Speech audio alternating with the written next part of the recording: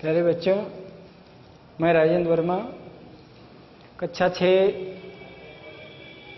की गणित विषय के एक्सरसाइज 2.3 का छठा सवाल पढ़ाने जा रहे हैं।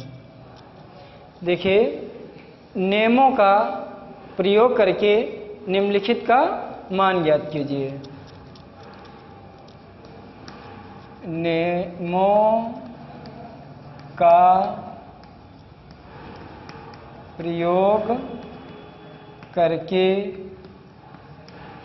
निम्नलिखित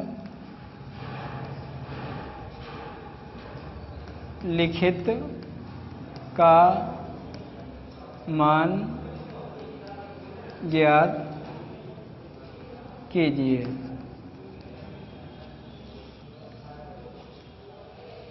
तो इसका पहला सवाल है 297 गुणे 26 प्लस 24 गुणे 297। अब नियमों का प्रयोग करके जो वितरण प्रगुण है, साहचर्य प्रगुण है, यानी इन प्रगुणों का प्रयोग करके सवालों को हल करना है। तो इसमें देखिए, वितरण योग पर गुणा का वितरण प्रगुण है। तो देखिए, इसमें 297 प्लस के बाईं ओर भी है, 297 प्लस के दाईं ओर भी है, यानी दोनों पक्षों में 297 है। तो 297 का कॉमन ले लेंगे। तो 297 कॉमन ले लिया, गुणे का चिन्ह लगा करके 26 प्लस 24 बराबर 297 गुणे 6 4 10, 2 2 4 5 बराबर 0, 5 7 35 के 5।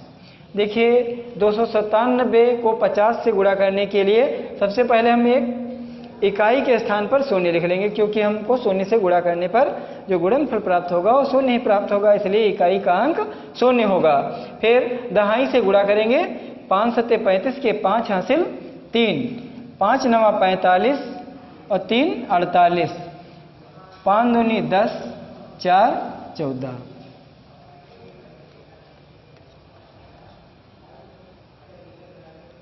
ये हमारा आ गया 14,850। फिर देखिए इसका तीसरा सवाल है 637 गुणे 10 गुणे 557 माइनस 437 गुणे 637। अब देखिए, ये व्यवकलन पर व्यवकलन का गुणा पर वितरण पर गुण है, घटाने पर गुणा का वितरण पर गुण। तो देखिए, घटाने के चिन्ह के बाईं ओर और दाईं ओर में क्या क्या मिल रहा है, तो इसे कॉमन ले लीजिए। देखिए, 637 कॉमन ले लेंगे, फिर गुणे का चिन्ह लगाएंगे, 10 गुणे 557 माइनस 437। अब 637 गुणा करेंगे तो 5570 माइनस 437 बराबर 637 गुणे घटा लीजिए। देखो, इकाई से इकाई, दहाई से दहाई, सैकड़े से सैकड़े को घटाएंगे। तो यहाँ पर इकाई के स्थान पर शून्य है, लेकिन घटाना हमको 7 है। तो दहाई एक लाएंगे तो 10 हो जाएंगे, 10 से 7 घटाएंगे 3 बचेगा, 7 की जगह पर 6 रह गया, 6 से 3 घटाया 3, फिर 5 से कोई हासिल नहीं ले गए हैं, 5 से 4 घटाएंगे तो 1 बचेगा, फिर हमारा कोई हासिल तो ले नहीं गए हैं, इसलिए पूरा 5 बच गया। अब 637 को 5133 से गुणा कर देंगे तो 5133 गुणे 637 गुणे 637। देखिए 7 से सभी अंकों का गुणा करेंगे, यानी इकाई से गुणा करेंगे, फिर दहाई से, फिर सैकड़े से गुणा करेंगे। तो सबसे पहले इकाई से गुणा करते हैं। 7 त्रिक 21 हासिल 2, 7 त्रिक 21 2 23, 7 एकम 7 2 9, फिर 7 पचे 35। अब दहाई से हमें गुणा करना है तो दहाई के नीचे से लिखना स्टार्ट करेंगे। तो इकाई 1 है, दहाई 3 है। तो देखिए इकाई के स्थान पर हम गुणे का चिन्ह लगा देंगे, उसके स्थान पर हमें नहीं लिखना है। फिर दहाई के स्थान पर लिखना है तो 3 तियां 9, फिर 3 तियां 9, 3 एकम 3, 3 पचे 15। फिर सैकड़े से गुणा करना है तो इकाई दहाई सैकड़े से लिखना स्टार्ट करेंगे। तो इकाई और दहाई के स्थान पर, इकाई और दहाई दोनों के स्थान पर क्रॉस का चिन्ह लगा देंगे। फिर सैकड़े के स्थान से लिखना प्रारंभ करेंगे। 6 त्रिक 18, फिर 6 त्रिक 18 1 19, 6 एकम 6 1 7, 6 पंचे 30। जोड़ लीजिए 1 9 3 12 हासिल 1। तो देखिए 9 9 18 18 8 26 और हासिल 1 जोड़ लीजिए 27, फिर हासिल 2, 5 3 8 8 9 17, 17 में 2 हासिल जोड़ दीजिए 17 2 19।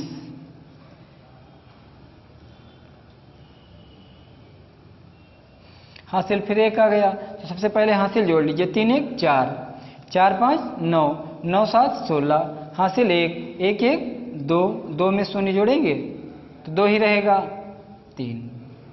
तो ये हो गया 32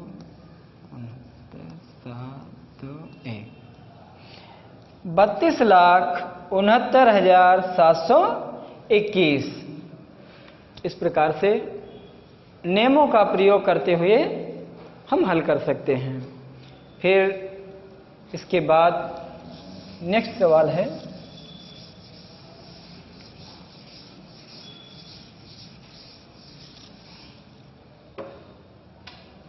देखिए चौथा सवाल बता देते हैं इसी का, छठे का ही है चौथा सवाल।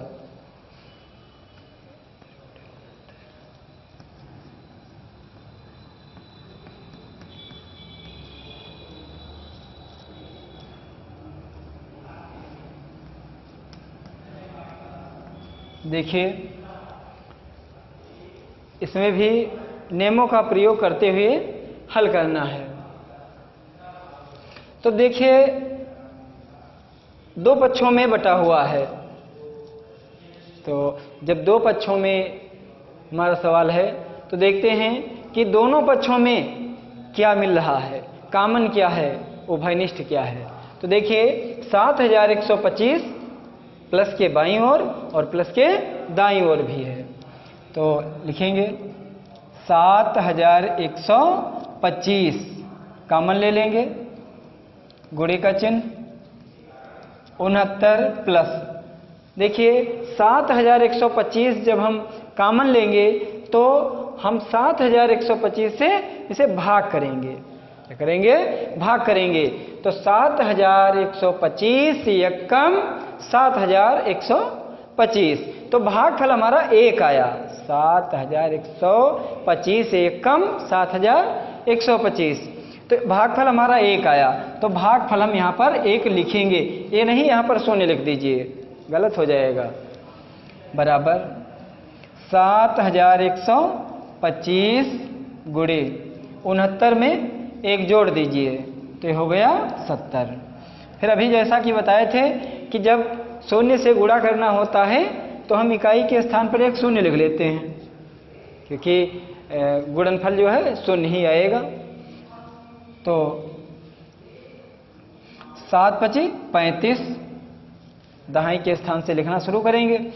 7 पची 35, 7 दूनी 14, 14 3 17, फिर 7 एक कम 7 1 8, 7 7 49, ये आ गया 4,98,750। तो फिर पांचवा सवाल इसी खंड का है, उसे भी पढ़ा देते हैं। 997 गुणे 6 प्लस 997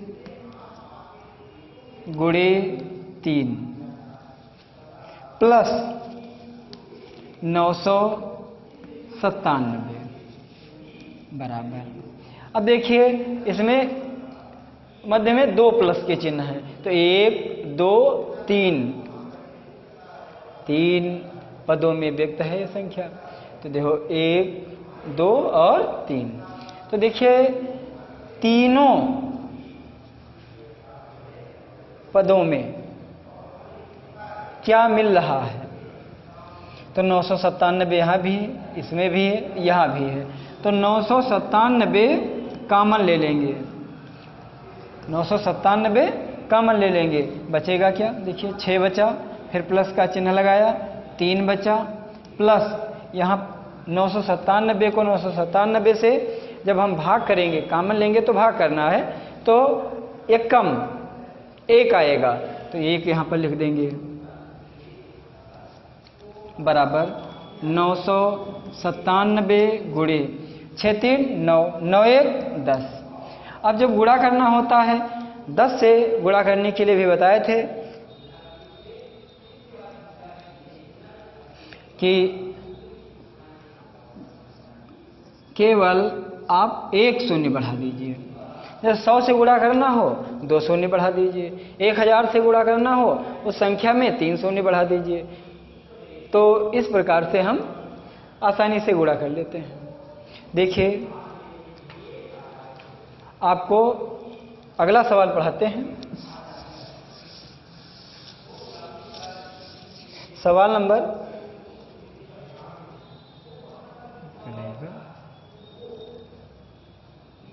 7 नंबर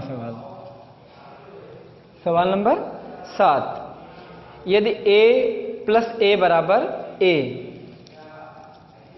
यदि a प्लस a बराबर a, तब a का मान ज्ञात कीजिए। यानी a प्लस a बराबर a, तब a का मान ज्ञात कीजिए। इसमें जो a है इसका मान है क्या? तो देखिए a प्लस a बराबर a, तो देखिए जब a प्लस a बराबर a के है, यानी a प्लस a बराबर a के है, तो a का मान क्या होगा? तो देखिए अब इस a का पक्षांतर कर देंगे। a बराबर a, ये प्लस का a है, बराबर के इस पार आएगा तो माइनस का a हो जाएगा। क्या हो जाएगा? माइनस का a हो जाएगा। तो a बराबर, अब माइनस का a और माइनस का a, जब a में से a घटा देंगे क्या बचेगा? शून्य बचेगा। तो a बराबर क्या है? शून्य होगा।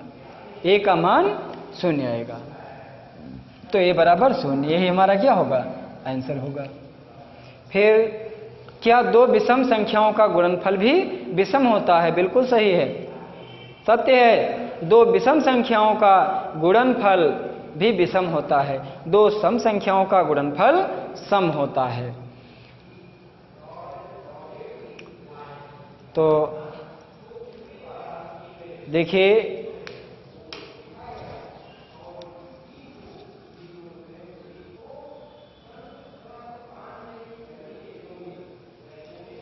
देखिए 10वां सवाल, एक स्कूल के लिए 125 कुर्सियां और 125 मेजें खरीदी गई। यदि एक कुर्सी का मूल्य 245 रुपये है और एक मेज का मूल्य 325 रुपये हो, तो सभी कुर्सी मेजों का मूल्य ज्ञात कीजिए।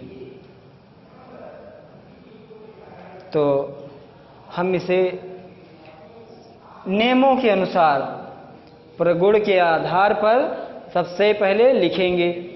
तो प्रगुण, इसका वितरण प्रगुण होगा, जैसे देखिए 125 कुर्सियां हैं, एक कुर्सी का मूल्य 245 रुपये है, तो 245, फिर प्लस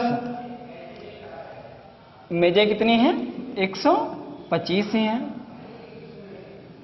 एक मेज का मूल्य 325 रुपये है, तो बराबर का चिन्ह लगाएंगे। अब देखिए प्लस के, जैसे देखिए एक कुर्सी 245 की मिलती है, तो 125 कुर्सियां कितने की मिलेंगी, तो जो 245 और 125 का गुणा कर देंगे तो इतने रुपए की मिलेंगी, प्लस 125 मेजें 325 रुपये प्रति मेज के हिसाब से कितने की मिलेंगी, ये गुणा कर दीजिए। अब देखिए प्लस के बाईं और दाईं ओर देखिए क्या मिल रहा है, कॉमन क्या है, तो कॉमन देखिए 125 है, तो 125 कॉमन ले लिया, तो 245 प्लस 325 बराबर 125 गुणे 5 5 10 का 0, 2 4 4 2 6 6 7 3 2 5। देखिए अब इसका गुणा कर देंगे, तो हम जानते हैं कि जब शून्य है एक संख्या में तो इकाई का गुणनफल क्या आएगा, शून्य आएगा। तो इस शून्य को हमने यहाँ पर लिख लिया। अब शून्य के अतिरिक्त 57 और 125 बचा हुआ है, तो लिखिए 125 गुणे 57, 7 25 35, 7 दूनी 14, 14 3 17 हासिल 1, 7 1 कम 7 1 8, फिर 5 हम 25, 5 दूनी 10 2 12, 5 1 कम 5 1 6, 5 7 5 12, 8 2 10 1 11, 6 7,